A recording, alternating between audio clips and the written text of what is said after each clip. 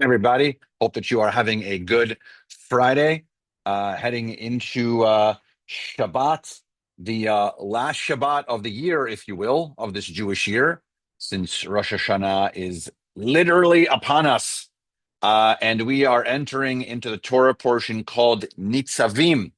Nitzavim is a very fancy and complicated, lovely word that really means standing. Uh, it's not just about I mean, it is about standing as in physically standing, but also a larger idea of standing for something, standing for an idea, standing up for something.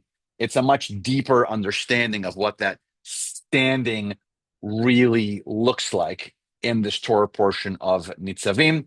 As I mentioned, very close to the last sort of moment for us in this year, since Rosh Hashanah is around the corner. And we're going to reread this particular section of this Torah portion of Nitzavim Yom Kippur morning. So we reread it. That's how important it is. So here's what the main part of it says. The I'm going to read it to you actually exactly how it says it. It talks about sort of unity and these last moments for Moses to get information into the Israelites. Still 37-day long speech that Moses is having, and what Moses says is that this is what the part of Nitzavim says. You stand here as an all of you, every one of you. And some text actually believes it's literally all of us. It's sort of the collective the collective of all of the people of Israel.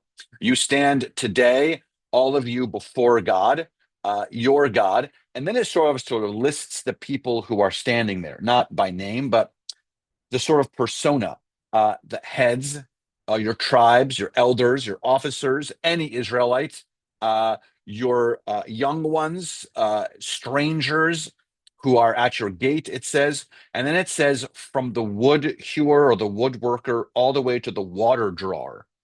And so it sort of creates this image of any person who's within the connection and community of the Israelite people were standing there. So what sometimes we look at pieces of text and it sort of says God's only speaking to Moses, God's only speaking to the Levites, God's only speaking to Aaron, God's only speaking to certain people. All of that's out the window in this moment, and God is speaking to all of us, and God says, this is a collective for all of you, this moment. Think about what you're going to be doing in the next moments. And I think it's not a mistake, clearly, that Nitzavim usually falls right around this time for us to reflect on what we're going to make, what we're going to do in this new year, what changes are we going to make, what things are we going to keep the same. And we can't escape, pretty much is what the text says. We can't think to ourselves, oh, no, God's not talking to me. No, God's speaking to all of us. God's speaking to every single one of us, no matter what we do or how we're connected into our community.